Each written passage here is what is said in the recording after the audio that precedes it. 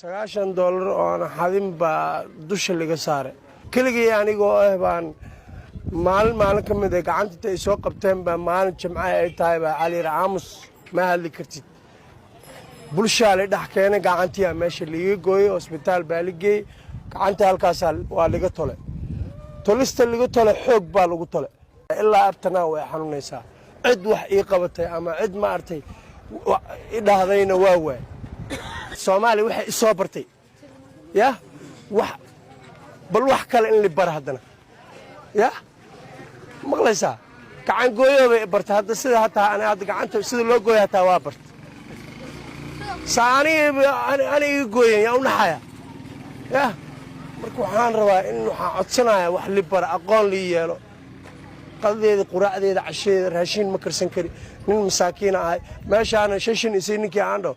raata uu ilaa shashin ma ku hay shaqana ma hay waa soo kacay subaxdii saa u wareegay oraxda ay ku dhacays waa seexanaa